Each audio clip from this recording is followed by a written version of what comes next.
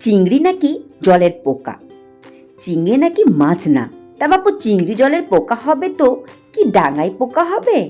মোলো যা, ওই যে সরু সরু ল্যাংম্যাঙা কয়েকটা পা দিয়ে ডাঙায় হাঁটা যায় নাকি? তো জলের মধ্যেই সুন্দর লাগে তা। আর চিংড়ি মাছ, মাছ না যতই বলো, মেনুতে যদি চিংড়ি মাছ পড়ে যায় তো কোনো কথাই নেই, সবার চোখ কিন্তু চিংড়ি মাছের দিকেই যায়। তো নমস্কার বন্ধুরা, তোমাদের গোপিকা চ্যানেলে আরও একবার ওয়েলকাম। সবাই কেমন আছো? আশা করি তোমরা সবাই খুব ভালো আছো, আর তোমাদের ভালোবাসাতে আমিও ভালো আছি। তো আজ সকাল সকাল নিয়ে চলে এসছে চিংড়ি মাছ আর রুই মাছ। তো রুই মাছ যতই থাকুক, চোখ কিন্তু আমাদের চিংড়ি মাছের দিকেই যায়, যতই আমরা জলের পোকা বলি না কেন। তো আজকে ভাবলাম চিংড়ি মাছ দিয়ে কি বানানো যায়। মালাইকারিও খেয়েছি আর লাউ চিংড়িও খেয়েছি, তাই ভাবলাম চিংড়ি মাছ দিয়ে একটু অন্য কিছু বানানো যাক। তো সেজন্য পেঁয়াজ কুচি নিয়েছি, টমেটো কুচি, কাঁচা লঙ্কা চিড়ে নিয়েছি, আলু ডুমো ডুমো করে কেটে নিয়েছি, আর কিছু গুঁড়ো মশলা নিয়েছি। আর চিংড়ি মাছটাকে ভালো করে ধুয়ে নিয়েছি। গুঁড়ো মশলার মধ্যে নিয়েছি হাফ চামচের মতো জিরে পাউডার, হাফ চামচের মতো কাশ্মীরি লঙ্কার গুঁড়ো, হাফ চামচের মতো হলুদের গুঁড়ো, হাফ চামচের থেকেও অল্প কম ধনে গুঁড়ো, আর স্বাদ অনুযায়ী লবণ। রান্নাটা করব কিন্তু সর্ষের তেলে। সর্ষের তেলে রান্না হলে সে রান্নার স্বাদটা কিন্তু একটু অন্য ধরনের হয়ে যায়। তো কিভাবে বানাচ্ছি এই চিংড়ি মাছ, তো সেটাই দেখতে থাকো।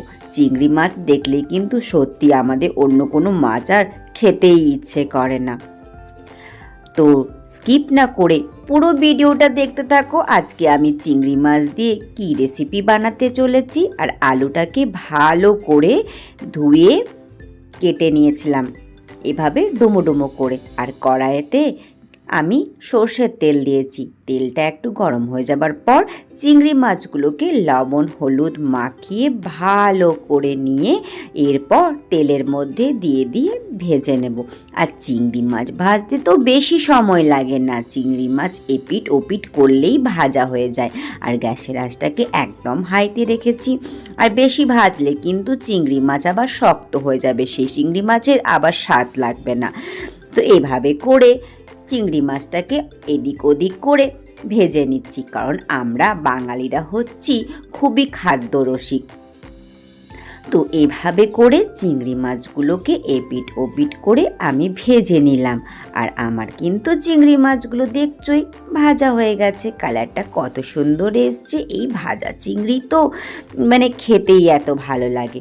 এরপর এভাবে করে গরম তেলের মধ্যে বাকি চিংড়ি মাছগুলো দিয়েও আমি ভেজে নিচ্ছি। তোমাদের কার কার চিংড়ি মাছ খেতে ভালো লাগে তো অবশ্যই কিন্তু কমেন্ট সেকশনে জানিও। চিংড়ি মাছগুলো আমার কিন্তু এভাবে করে ভাজা হয়ে গেল। এরপর কি করব, তার জন্য তো পুরো ভিডিওটা দেখতে হবে। আর চিংড়িগুলো দেখছো তো ভাজার পর কত সুন্দর লাগছে। নেহাত আমার মেয়ে আজকে স্কুলে গেছে, থাকলে তো চিংড়ি মাছগুলো ভাজাগুলোই খেয়ে নিত, আমাকে আর সবজি বানাতে দিত না। এরপর যে তেলটা কড়াইয়ের মধ্যে আছে সেই তেলের মধ্যেই আলু যে ধুয়ে কেটে রেখেছিলাম ডুমো ডুমো করে, সেই আলুগুলোকে দিয়ে একটু নাড়াচাড়া করে নেব। এরপর মিশিয়ে দিচ্ছি অল্প একটু পরিমাণে হলুদ আর অল্প একটু পরিমাণে লবণ। এবারে লবণ হলুদ দিয়ে আলুটাকে একটু ভালো করে ভাজা করে নেব। আলুটা কিন্তু আমি আগের থেকে সেদ্ধ করে রাখিনি, দেখতেই পাচ্ছ একটুখানি ভেজে আবারও তুলে রাখলাম। এরপর কিন্তু কড়াইতে একদমই তেল নেই বললেই চলে, তো সেজন্য সর্ষের তেল আরেকটু দিয়ে দিলাম। সর্ষের তেলটা গরম হয়ে যাবার পর দুটো এলাচকে এভাবে করে ফাটিয়ে তেলের মধ্যে দিয়ে নিলাম।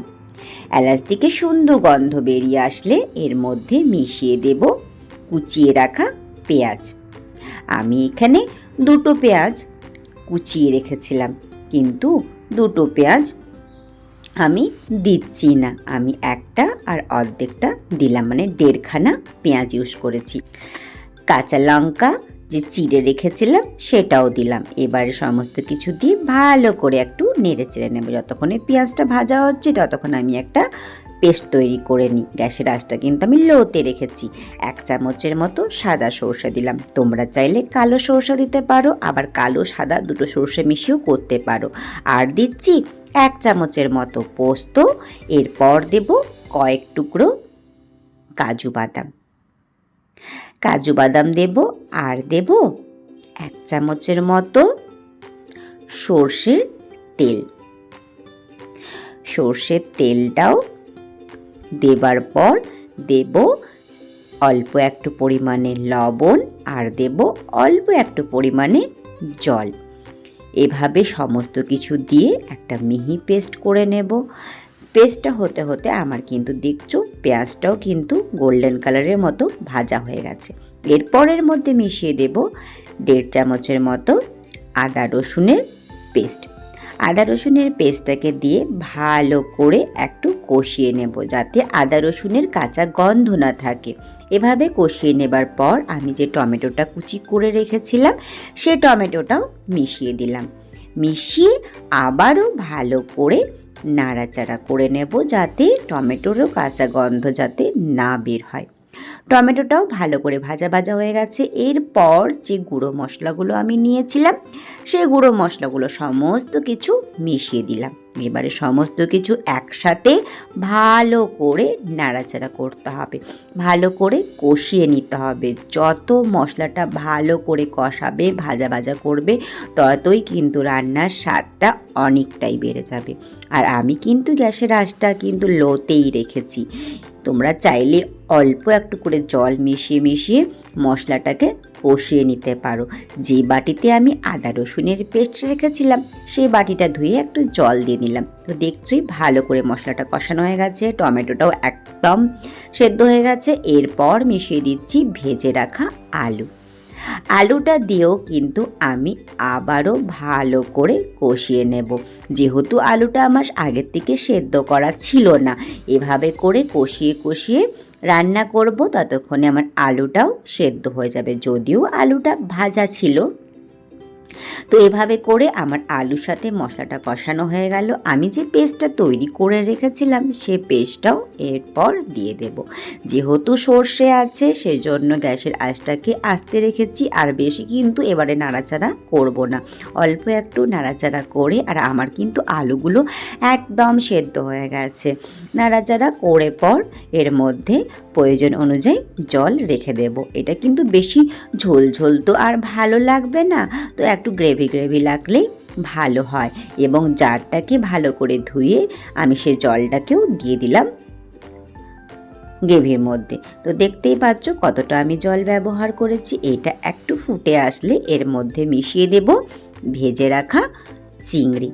তো আজকের আমার রেসিপি কিন্তু তৈরি হয়ে গেছে। তো ভেজে রাখা চিংড়িগুলোকে মিশিয়ে আর একটু নাড়াচাড়া করে দেব।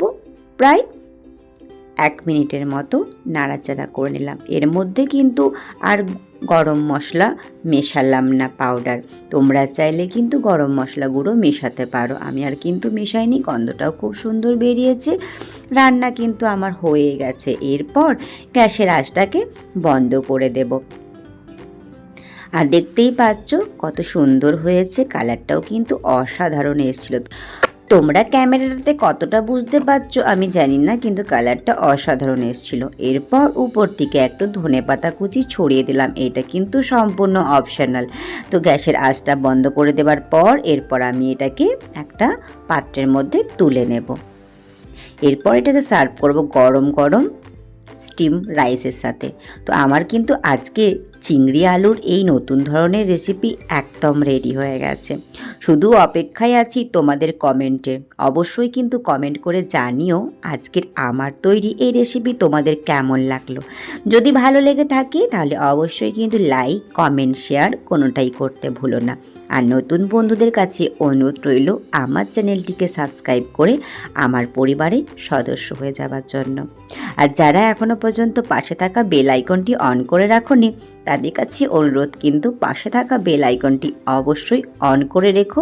আর এভাবে করে একদিন চিংড়ি আলু সবজি বানিয়ে দেখো। আশা করি তোমাদের ভীষণই ভালো লাগবে এই রেসিপি। আর তোমাদের ভালো ভালো কমেন্টের অপেক্ষায় তো আমি সব সময় থাকি। তো বন্ধুরা সবাই ভালো থাকবে, সুস্থ থাকবে, আর আবারও তোমাদের সাথে দেখা হবে নতুন একটা রেসিপির সাথে। ততক্ষণে তোমাদের কাছ থেকে, সবার কাছ থেকে আমি বিদায় নিলাম। এভাবেই তোমরা আমাকে সাপোর্ট করতেই থাকবে, আর তোমাদের সাপোর্ট ছাড়া এগিয়ে যাওয়াটা মুশকিল।